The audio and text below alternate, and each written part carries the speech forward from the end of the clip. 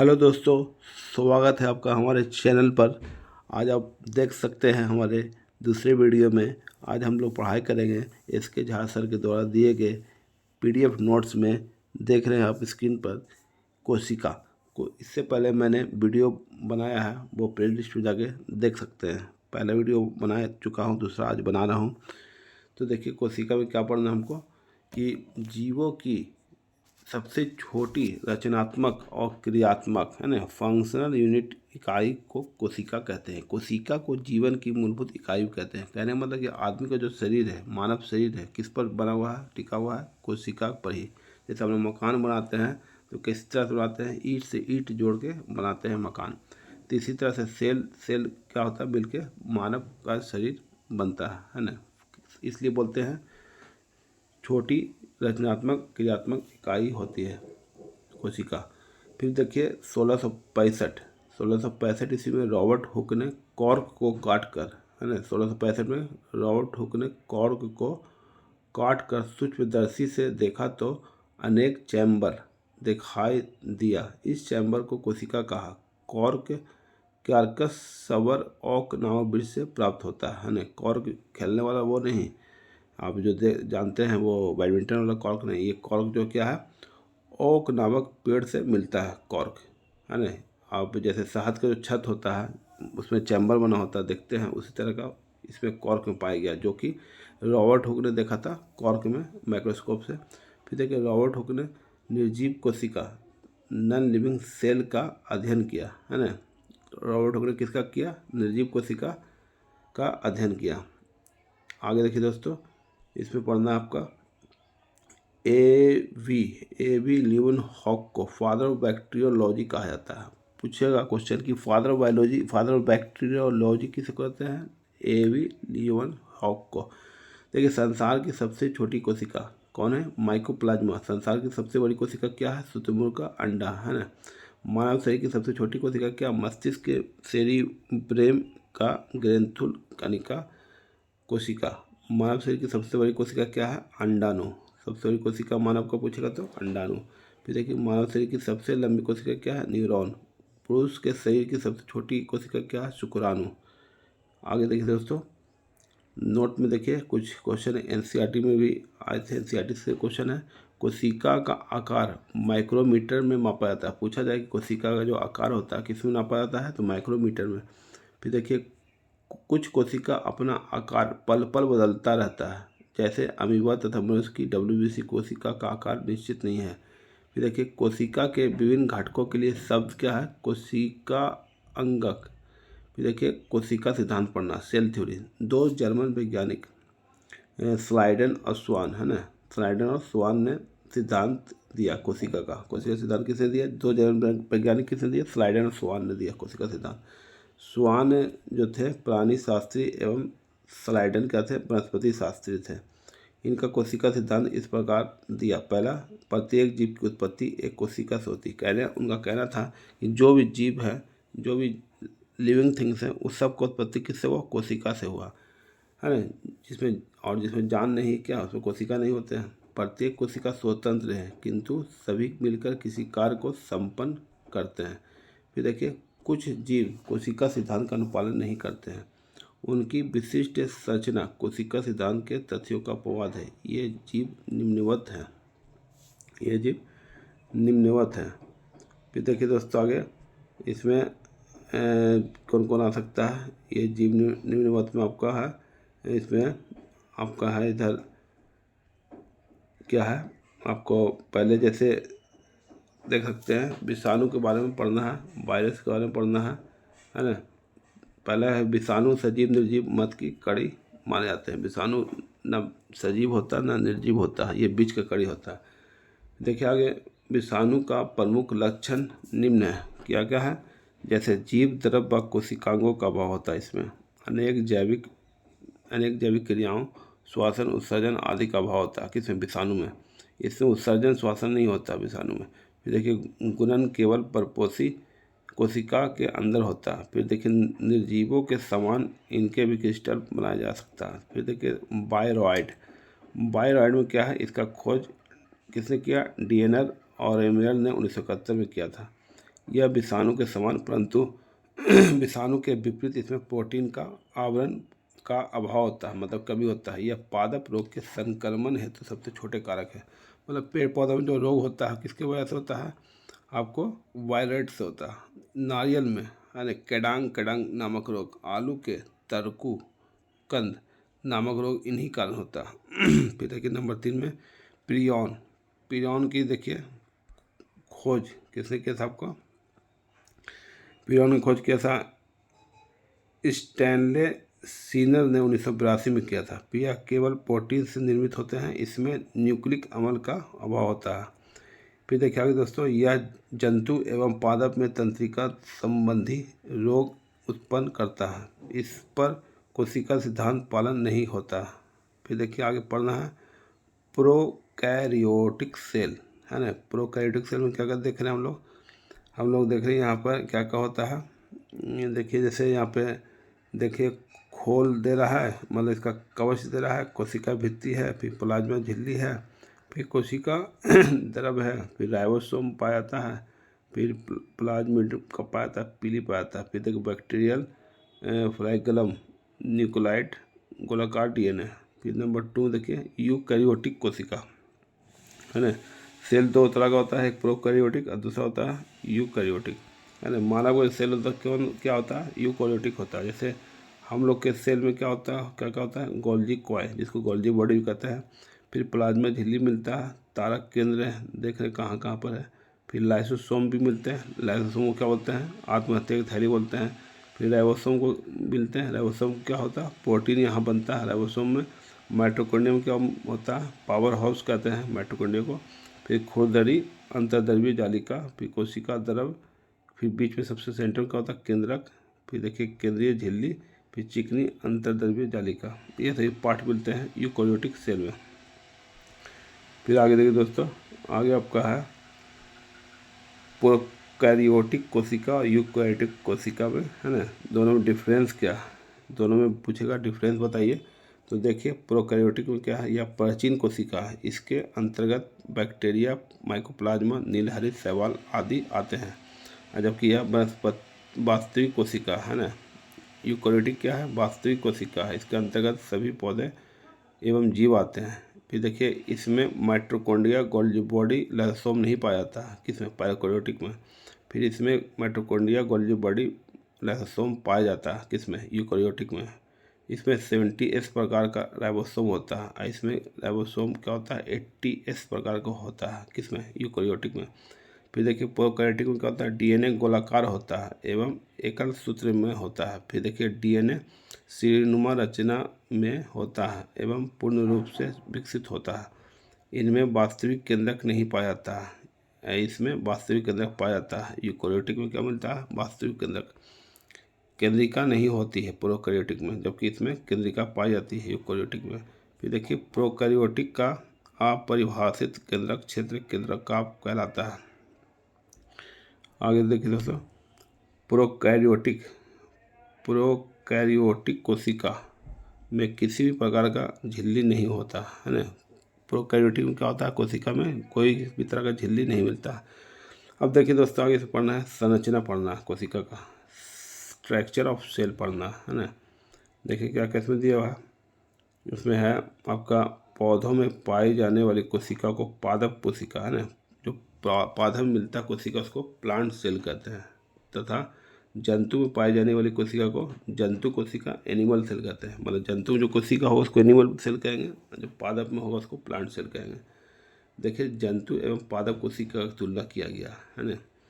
इसमें किसमें क्या होता है किसमें नहीं होता है, वो इसमें comparison between animal cell and plant cell किया गया। जैसे अंतर और आधार देखिए, जैसे कोशिका भित्ति, है ना, किसमें होता किसमें नहीं होता, सेल वॉल किसमें होता नहीं होता, पादप में क्या होता है। इसमें कोशिका भित्ति एवं कोशिका झिल्ली दोनों मिलते हैं, जिसका निर्माण सेल्यूलोज से होता है। अब जब देखिए पादप का पेड़ में जो काठी के ऊपर से है तो उसमें क्या होता है, हरा हरा निकलता है ना, ऊपर का छिलका जो होता है क्या होता है, सेल बॉल में होता है, जिसको बोलते हैं सेलॉज का बना होता है कोशिका भित्ति। फिर देखिए इसमें कोशिका झिल्ली पाई जाती है जो अर्ध पारगम होता है ना। कोशिका झिल्ली किसे मिलता है, एनिमल सेल में, लेकिन कोशिका भित्ति नहीं मिलता है एनिमल सेल में। आगे देखिए दोस्तों, केंद्रक के बारे में क्या है। न्यूक्लियस में क्या होता है, इसमें केंद्रक उपस्थित होता है ना, किसमें, पादप सेल में। कोशिका में किनारे की ओर स्थित होता है, इसमें केंद्रक उपस्थित होता है परंतु कोशिका मध्य में स्थित होता है ना। पादप में किनारे होता है और एनिमल सेल में क्या होता है, बीच में होता है केंद्रक। फिर देखिए केंद्रक झिल्ली, केंद्रक झिल्ली क्या होता है, पादप प्लांट सेल में क्या होता है, केंद्रक झिल्ली उपस्थित होता है और केंद्रक झिल्ली उपस्थित होती है ना। तो दोनों में केंद्रक झिल्ली मिलता है, एनिमल सेल में और प्लांट सेल में। हरित लवक, क्लोरोप्लास्ट, पादप कोशिका में हरित लवक पाया जाता है और जंतु कोशिका में हरित लवक नहीं पाया जाता है ना। जैसे पेड़ पौधा जो रंग होता है हरा क्यों होता है, उसमें क्लोरोप्लास्ट मिलता है, लेकिन मानव में नहीं मिलता, क्योंकि मानव में क्लोरोप्लास्ट मिलेगा तो मानव भी हरा भरा हो जाएगा। राइबोसोम देखिए, राइबोसोम मिलता है प्लांट सेल में और एनिमल सेल में भी मिलता है राइबोसोम। फिर देखिए वैकुलस, रिक्तिकाएँ, रिक्तिकाएँ आकार में बड़ी तथा कम संख्या में पाई जाती है प्लांट सेल में। फिर देखिए दूसरा, रिक्तिकाएँ आकार में छोटी और अधिक संख्या में पाई जाती है एनिमल सेल में। फिर देखिए लाइसोसोम किस में होता है, लाइसोसोम प्लांट सेल में नहीं पाया जाता जबकि एनिमल सेल में लाइसोसोम पाया जाता है। आगे देखिए दोस्तों क्या है, गुणसूत्र है ना, क्रोमोजोम बोलते हैं इंग्लिश में। गुणसूत्र उपस्थित होते हैं परंतु बड़े आकार के होते हैं, किसमें, आपको प्लांट सेल में। एनिमल सेल में क्या होते हैं, गुणसूत्र होते हैं परंतु छोटे आकार के होते हैं। एनिमल सेल में क्या होते हैं, छोटे आकार के होते हैं। आगे है अंतःपरद्रव्यीय जालिका, इंडोप्लाज्मिक रेटिकुलम, इसमें भी दोनों प्रकार की अंततः परद्रव्यीय जालिका उपस्थित होती है तथा इनकी संख्या कम होती है, किसमें, प्लांट सेल में। फिर दूसरा देखिए इसका, एनिमल सेल में खुरदरी एवं चिकनी, रफ और स्मूथ, दोनों प्रकार की अंतःपरद्रव्यीय जालिका उपस्थित होती है तथा इनकी अधिक संख्या होती है। इसी तरह से देखिए प्रकाश संश्लेषण है, फोटोसिंथेसिस, जैसे देख सकते हैं आप लोग कि प्लांट सेल में होता है, इन कोशिकाओं में प्रकाश संश्लेषण होता है जबकि एनिमल सेल में क्या होता है, प्रकाश संश्लेषण नहीं होता। कार्बोहाइड्रेट का संचय, स्टोरेज ऑफ कार्बोहाइड्रेट्स, इन कोशिकाओं में कार्बोहाइड्रेट का संचय स्टार्च के रूप में होता है ना। प्लांट सेल में क्या होता है, स्टार्च के रूप में कार्बोहाइड्रेट का संचय स्टोर होता है, जबकि एनिमल सेल में क्या होता है, कार्बोहाइड्रेट का संचय ग्लाइकोजन के रूप में होता है। इसमें स्टार्च में होता है, इसमें ग्लाइकोजन के रूप में होता है। सेंट्रियोल देखिए, इनमें सेंट्रियोल नहीं पाया जाता है, इसमें सेंट्रियोल पाया जाता है। रसधानी, पादप कोशिका में रसधानी पाई जाती है, जंतु कोशिका में रसधानी नहीं पाई जाती है। प्लांट सेल में मिलता है रसधानी और एनिमल सेल में नहीं मिलता है राजधानी। आगे देखिए, आगे दोस्तों कोशिका भित्ति पढ़ना है ना, सेल वॉल, सेल वॉल का क्या क्या विशेषता है वो पढ़ना है। पहले नंबर में देखिए यह सेलुलोज का बना होता है, कोशिका भित्ति जो होता है किसका होता है, सेलुलोज का बना होता है। फिर देखिए यह केवल पादप कोशिका में ही पाया जाता है। पूछा जाए कि सेल वॉल किसे मिलता है तो सिर्फ पादप कोशिका में, आपको एनिमल सेल में नहीं मिलता है। या फिर देखिए यह कोशिका को निश्चित आकार का प्रदान करता है, कौन, आपको कोशिका भित्ति। फिर देखिए जीव द्रव के स्रावित पदार्थ द्वारा इसका निर्माण होता है। फिर यह कोशिका विभाजन की अंतावस्था के समय अंतःपरद्रव्यीय जालिका की छोटी छोटी नलिकाओं द्वारा बनती है। फिर देखिए कोशिका झिल्ली, सेल मेम्ब्रेन, यह पादप कोशिका एवं जंतु कोशिका दोनों पाया जाता है ना। कोशिका झिल्ली किसमें मिलता है, प्लांट सेल और एनिमल सेल दोनों मिलता है। जंतु कोशिकाएं चारों तरफ से अत्यंत महीन, पारदर्शक, अर्धपारगम, सेमी परमेबल झिल्ली से घिरी होती है, इसे कोशिका झिल्ली कहते हैं, सेल मेम्ब्रेन कहा जाता है। कोशिका झिल्ली की बाहरी और भीतरी परत प्रोटीन एवं मध्यवर्ती परत है ना फॉस्फोलिपिड की बनी होती है। इसी के माध्यम से कोशिका में आयनिक सांद्रता के अंतर बना रहता है। आगे देखिए दोस्तों, पिक्चर आप देख सकते हैं क्या क्या मिलता है। एक तरफ देखिए जंतु कोशिका है, फिर दूसरी तरफ है प्लांट सेल है। तो यहाँ देखिए जंतु कोशिका में क्या क्या मिलता है, एनिमल सेल में गोल्जी उपकरण है ना, गोल्जी बॉडी कहते हैं। और क्या मिलता है, चिकनी अंतःद्रव्यीय जालिका, केंद्रीय झिल्ली, फिर देखिए प्लाज्मा झिल्ली, फिर तारक केंद्र, फिर लाइसोसोम है ना एनिमल सेल में। राइबोसोम, माइटोकॉन्ड्रिया, फिर खुरदर अंतर्द्रव्य जालिका, कोशिका द्रव्य, साइटोप्लाज्म मिलता है किसमें, जंतु कोशिका। आप देख सकते हैं ये एनिमल सेल है। फिर देखिए आगे से पढ़ना है हरित लवक में क्या क्या मिलते हैं। सबसे पहले डिफरेंट क्या है इसमें, देखिए कोशिका भित्ति है ना, ये ग्रीन ग्रीन देख रहे हैं गोल गोल जो बाहर बाहर है, क्या है ये, आप देख सकते हैं सेल है ना, सेल बॉल है ना, कोशिका भित्ति, लेकिन उसमें नहीं मिलता आपको, मानव में नहीं मिलता है। बाकी लगभग सब चीज़ मिलता जुलता है। देखिए इसमें हरित लवक मिलता है प्लांट सेल में, उसमें नहीं मिलता है, एनिमल सेल में नहीं मिलता है। इसमें केंद्रक है, उसमें केंद्रक है। फिर देखिए गोल्गी उपकरण है, केंद्रीय झिल्ली इसमें है, प्लाज्मा झिल्ली है, बाह्य कोशिका, कोशिका भित्ति इसमें है, राइबोसोम इसमें भी है, उसमें भी राइबोसोम है। हरित लवक इसमें नहीं है, इसमें है, उसमें नहीं है। कोशिका द्रव देखिए इसमें मिलता है प्लांट सेल में। फिर देखिए चिकनी अंतर्द्रव्य जालिका है लाइसोसोम है ना। तो ये दोनों का पिक्चर आप देख सकते हैं, अलग अलग दिखाया गया है, दोनों का कंपेरिजन करके दिखाया गया है। देखिए आगे दोस्तों, कोशिका झिल्ली है ना, कोशिका झिल्ली मतलब सेल मेम्ब्रेन इंग्लिश बोलते हैं। यह प्रमुख कार्य कोशिका के भीतर से बाहर जाने वाले पदार्थ का चयन करता है। कोशिका झिल्ली या भित्ति के अंदर एक गाढ़ा रंगहीन परिभाषित तथा लसलसा वजनयुक्त पदार्थ रहता है जिसे जीवद्रव कहा जाता है।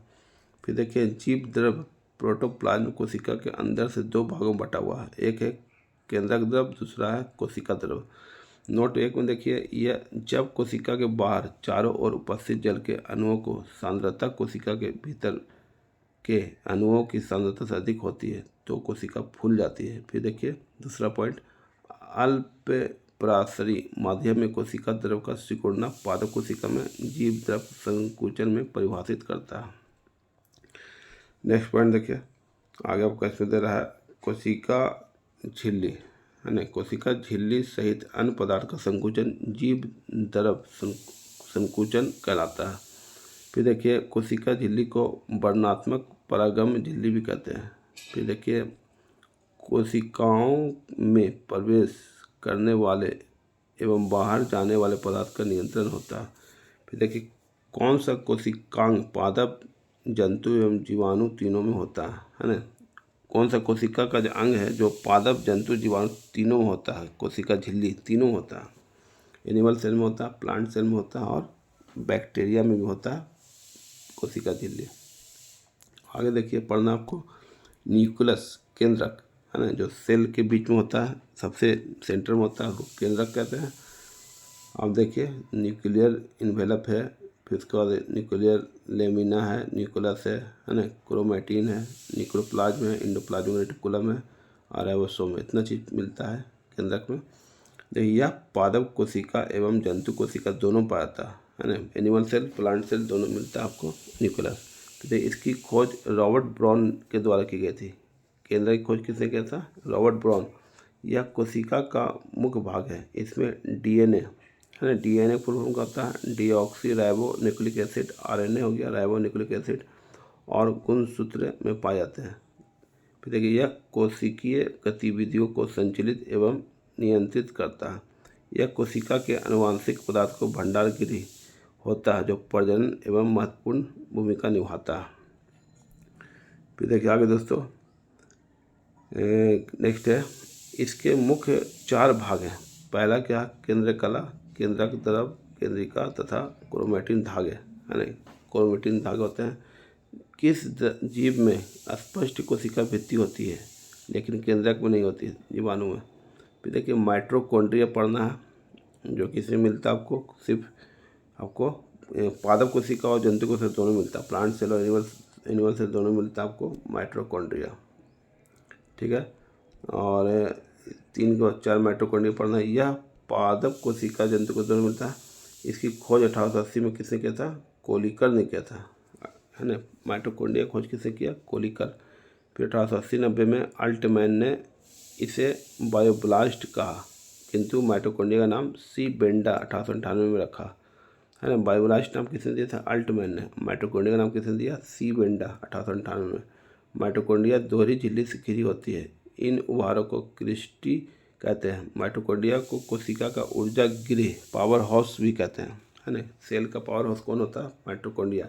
क्योंकि यह ऊर्जा उत्पन्न करता है। कौन? माइटोकॉन्ड्रिया, जो कि एनिमल सेल प्लांट सेल दोनों होता है। इसमें कोशिका पाचन तंत्र भी होता है, इसे कोशिका पाचन तंत्र भी कहते हैं।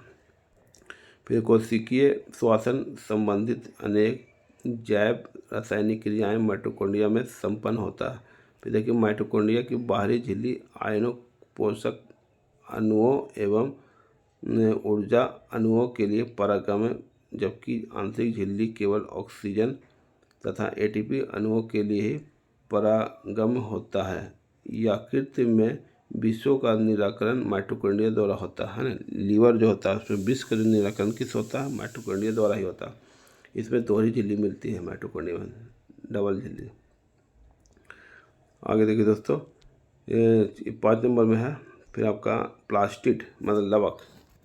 लवक जो है आपको, लवक केवल पौधों में पाया जाता है और 3 प्रकार के होते हैं, है ना। पूछा जाए कि लवक जो प्लास्टिड होते हैं किस में पाया जाता है? सिर्फ प्लांट सेल में पाते हैं, एनिमल सेल में नहीं मिलता है। लवक 3 तरह के हैं। पहला है हरित लवक, वर्णी लवक, अवर्णी लवक। हरित लवक में क्या होता है? प्रकाश संश्लेषण में सहायक होते हैं हरित लवक। वर्णी लवक देखिए भिन्न भिन्न प्रकार के रंग के लिए उत्तरदायी होते हैं। अवर्णी लवक क्या होता है? स्टार्च के रूप में भोजन का संग्रह करते हैं। अवर्णिक लवक मुख्यतः अमीनो अम्लों का बसीय अम्ल में परिवर्तित करता है। फिर देखिए आगे पढ़ना है गोल्जी बॉडी। इसकी खोज 1898 में ईस्वी में हुआ। कैमिलो गोल्जी ने किया था, है ना। इसी के नाम पर पड़ गया गोल्जी बॉडी। यह पादप कोशिका, जंतु कोशिका, प्लांट सेल, एनिमल सेल दोनों में मिलता है गोल्जी बॉडी। इसे डिक्टियोसोम भी कहते हैं। डिक्टियोसोम भी कहते हैं किसको? आपको गोल्जी बॉडी को। इसका मुख्य कार्य कोशिका भित्ति और सेल प्लेट का निर्माण करना है। यह कोशिका का प्रमुख स्रावन अंग है। यह लाइसोसोम एवं प्रेक्सिसोम के निर्माण में सहायक होता है। यह शुक्राणुओं के अग्रपिंडों के निर्माण में सहायक होता है। यह जंतुओं में विभिन्न प्रकार के हार्मोनों के निर्माण में सहायक होता है। कौन? आपको Golgi body. ER endoplasm reticulum, संश्लेषित पदार्थ गोल्जी उपकरण में जमा रहता है। ईआर। आगे देखिए दोस्तों, यह विभिन्न कोशिका पदार्थों के विनिर्माण, उनके संग्रहण तथा परिवहन हेतु उत्तरदायी होता है। इसलिए इसे यूकेरियोटिक कोशिकाओं का विनिर्माण एवं परिवहन केंद्र, मैन्युफैक्चरिंग एंड शिपिंग सेंटर कहा जाता है। गोल्जी काय के अध्ययन में सिल्वर नाइट्रेट का उपयोग होता है ना।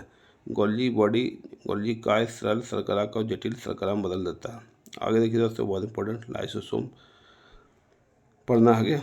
यह सिर्फ एनिमल सेल में होता है, सिर्फ जंतु कोशिका में मिलता है, सिर्फ जंतु कोशिका में लाइसोसोम। फिर देखिए दूसरा पॉइंट है, इसकी खोज किसने किया था? डी डुबेन ने किया था। यह एकल झिल्ली द्वारा निर्मित होता है। इसमें हाइड्रोलाइटिक एंजाइम पाया जाता है लाइसोसोम में। इसका निर्माण गोल्जी कॉय अथवा अंतःप्राद्रव्य जलिका में होता है। लाइसोसोम नष्ट होकर कैंसर निर्माण में मदद करता है। लाइसोसोम कोशिका में प्रोटीन संश्लेषण की प्रक्रिया में सहायक होता है। लाइसोसोम में उपस्थित एंजाइम का निर्माण ईआर में होता है। इसे आत्महत्या की थैली भी कहा जाता है। किसको? लाइसोसोम को बोलते हैं सुसाइड बैग भी बोलते हैं। बहुत इंपॉर्टेंट है, क्वेश्चन आता है इससे। आगे देखिए राइबोसोम क्या? यह प्लांट सेल और एनिमल सेल दोनों में मिलता है आपको राइबोसोम। इसकी खोज किसने किया था? पायलट ने। यह सबसे छोटा कोशिकांग होता है। कौन? राइबोसोम, मतलब सबसे छोटा कोशिका का अंग होता है राइबोसोम। फिर देखिए दोस्तों, यह जटिल संरचना वाले सूक्ष्मकण है जो प्रोकैरियोटिक तथा यूकेरियोटिक दोनों प्रकार के कोशिका में पाया जाता है। यह किसी भी प्रकार की झिल्ली से घिरा नहीं होता है ना। राइबोसोम में से ही होता है, बिना झिल्ली घिरा हुआ। राइबोसोम का मुख्य कार्य अमीनो अम्ल द्वारा प्रोटीन संश्लेषण में मदद करता है ना। राइबोसोम का मेन काम क्या है? अमीनो अम्ल को प्रोटीन संश्लेषण में मदद करता है, बदल देता है। इसलिए इसको क्या होता है? प्रोटीन फैक्ट्री भी कहते हैं। राइबोसोम को प्रोटीन फैक्ट्री भी कहा जाता है। इसलिए इसका मुख्य कार्य क्या है? प्रोटीन का संश्लेषण करना, यानी प्रोटीन का निर्माण करना राइबोसोम का काम होता है। इसलिए बोलते हैं प्रोटीन फैक्ट्री भी कहते हैं इसको, राइबोसोम को। आगे देखिए दोस्तों,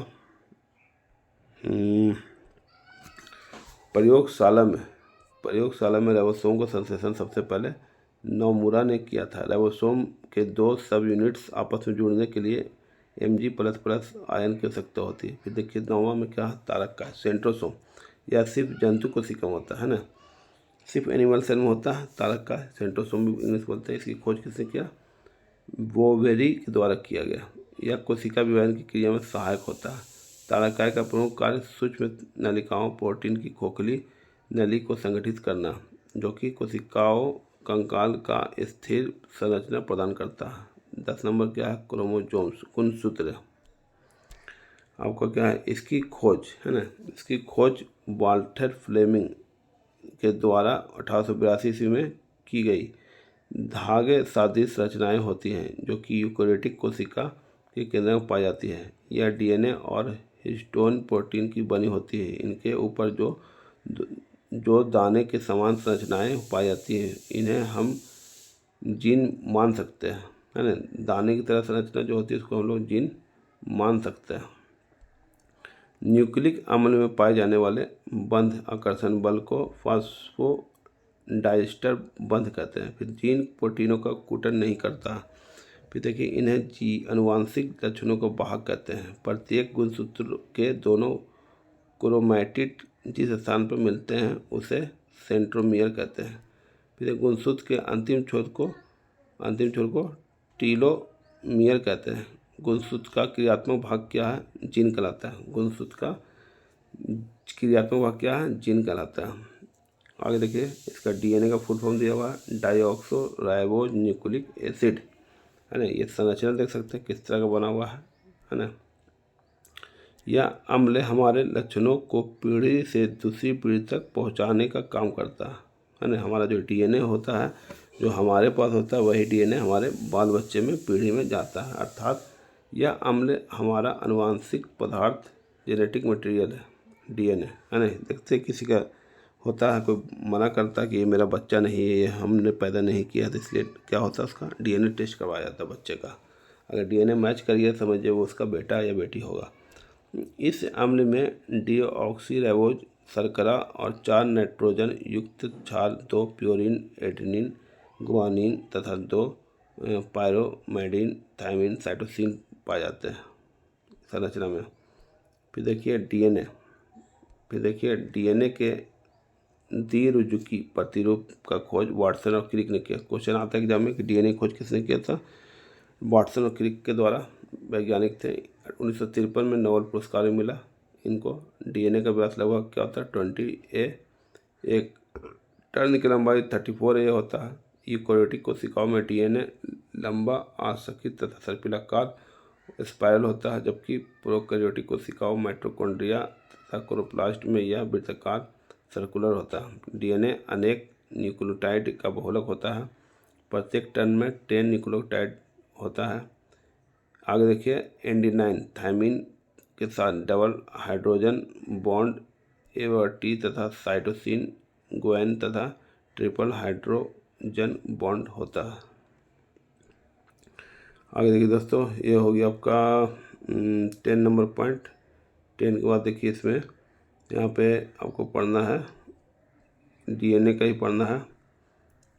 10 यहाँ पे हो गया, 1 मिनट।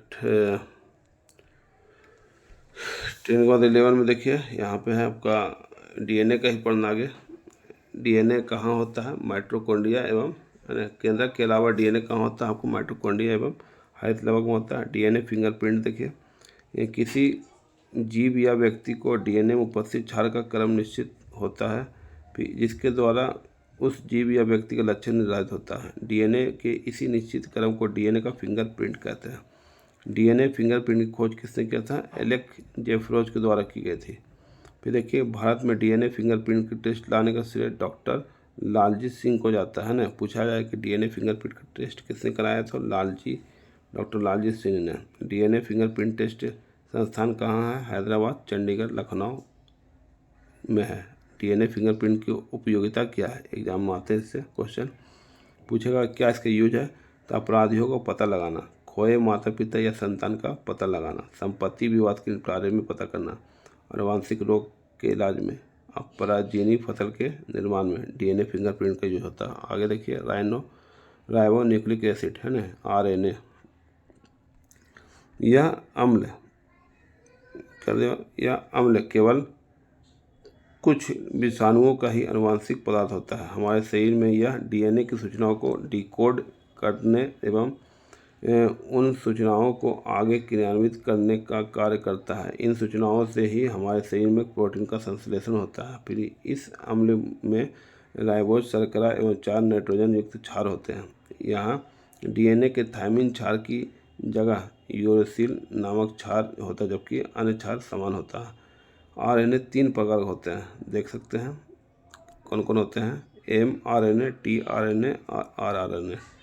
देखिए मैसेंजर आरएनए, यह अमीनो एसिड का निश्चित क्रम बनाता है। दूसरा क्या है, टीआरएनए ट्रांसफर आरएनए, यह अमीनो एसिड को राइबोसोम तक पहुंचाने का काम करता है। यह सबसे छोटा आरएनए होता है। टी आर क्या होता है, आरएनए राइबोसोमल आरएनए, यह राइबोसोम पर पाया जाता है जो प्रोटीन के संश्लेषण में सहायक होता है। नंबर 12 देखिए अंतःप्राद्रव्य जालिका इंडोप्लाज्मिक रेटिकुलम है ना। देखिए पिक्चर दिया हुआ है, राइबोसोम है, न्यूक्लियर इन्वेलप है, न्यूक्लियस है, रफ है, इंडोप्लाज्मिक रेटिकुलम है, स्मूथ है।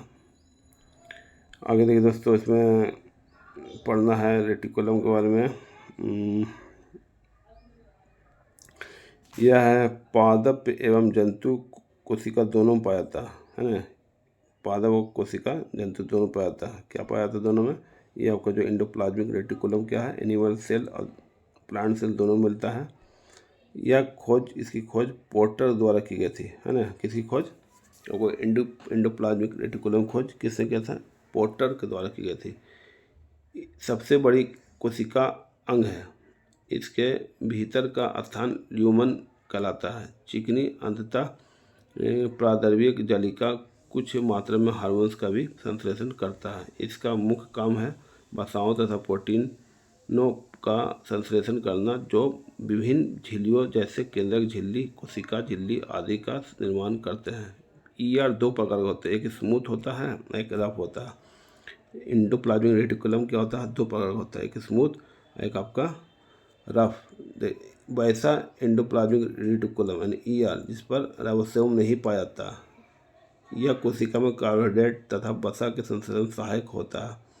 फिर देखिए कौन सा कोशिकांग कोशिका के अंदर विषैले पदार्थ के एवं औषधि को विसर्जित करता है। रफ में क्या है, वैसा ईआर जिस पर राइबोसोम पाया जाता है। अगर स्मूथ में क्या होता है, राइबोसोम नहीं मिलता, जबकि रफ में क्या होता है, राइबोसोम पाया जाता है। यह कोशिका में प्रोटीन के संश्लेषण सहायक होता है। फिर देखिए आगे पढ़ना है वॉक्यूल रसधानी, यह सिर्फ पादप कोशिका में पाई जाती है। यह एक झिल्ली से घिरी होती है जिसे टोनोप्लास्ट कहते हैं। 14 नंबर देखिए आपका है, पढ़ना है इंडोप्लाज्मिक रेटिकुलम है ना, अंतःद्रव्यीय जालिका, यह कोशिका की कुछ रासायनिक क्रियाओं का स्थल होती है। यह कोशिका द्रव के विभिन्न क्षेत्रों के बीच पदार्थों को पहुंचाती है। यह केंद्रक एवं कोशिका द्रव के बीच प्रोटीन के लिए अभिगमन चैनल की तरह काम करता है। यह ऊर्जा का उत्पादन स्थल नहीं होता। प्रसरण 15 नंबर देखिए ओस्मोसिस, ये क्या है, कह रहा है कि इसमें विलायक के अणु कम सांद्रता वाले विलयन के से अधिक के सांद्रता वाले विलयन की ओर गति करते हैं। जल के अणुओं की गति जब वर्णनात्मक परागम झिल्ली द्वारा हो तो उसको प्रसरण कहते हैं। जैसे अब देखिए प्रसरण कितने तरह का होता है, एक हुआ अल्प प्रसरण, संप्रासरण, अति प्रसरण। अल्प प्रसरण का होता है कोशिका फूल जाएगी। संप्रासरण का होता है कोई परिवर्तन नहीं होता। अब अति प्रसरण का होता है कोशिका चिपक जाएगी। एक कोशिकीय अवयवी जीव तथा अधिकांश पादप कोशिका प्रसरण द्वारा जल ग्रहण करता है। आगे देखिए 16 नंबर जीन, जीन अनुवांशिका की इकाई है। जीन क्या है, अनुवांशिका की इकाई है। जीन डीएनए का वह भाग है जो किसी विशिष्ट कार्य को संपादित करता है। डीएनए के क्रियात्मक खंड को जीन कहते हैं। डीएनए के क्रियात्मक खंड को क्या कहते हैं, जीन कहते हैं। आगे देखिए दोस्तों नोट में है, जंपिंग जीन की अवधारण बारबरा मैकक्लिंटॉक द्वारा मक्का पर मेज पर प्रयोग के दौरान दी गई थी। ट्रांसपोजोन के नाम से भी प्रचलित जंपिंग जीन डीएनए के ऐसे भाग हैं जो एक ही क्रोमोसोम में अथवा एक क्रोमोसोम से दूसरे क्रोमोसोम से अपनी परिस्थिति पोजीशन बदलते रहते हैं। कोशिका के केंद्रक के डीएनए में प्रोटीन संश्लेषण हेतु सूचना निहित होती है। कोशिका के केंद्र में क्या होते हैं? डीएनए में प्रोटीन संश्लेषण हेतु सूचना निहित होती है। एक कोशिकाएं जीवों में कोशिका विभाजन अथवा विखंडन द्वारा नए जीवों की उत्पत्ति होती है। आगे देखिए दोस्तों, यहाँ पे आप देख सकते हैं, यहाँ से आपका ऑब्जेक्टिव क्वेश्चन शुरू हो जाता है। थोड़ा सा ये बड़ा है, को टोटल इस पर क्वेश्चन देख सकते हैं कितना है। आपको कम से कम 80-90 क्वेश्चन के आसपास हो सकते हैं, है ना। 80-88 है ना, 88 क्वेश्चन है। तो आगे आपको तीसरा वीडियो इसके लिए बनाना पड़ेगा। ये वीडियो काफ़ी बड़ा हो चुका है और मैं तीसरा वीडियो लाऊंगा तो इसका मैं ऑब्जेक्टिव बताऊंगा। तो वीडियो देखने के लिए बहुत बहुत धन्यवाद। तो मिलते हैं आपको तीसरे वीडियो में कोशिका के ऑब्जेक्टिव के साथ। यहाँ से मैं आपको यहाँ से नेक्स्ट टाइम स्टार्ट करूँगा ऑब्जेक्टिव। तो वीडियो देखने के लिए बहुत धन्यवाद और पसंद आने पर हमारे वीडियो को लाइक शेयर सब्सक्राइब जरूर करें। Thank you very much.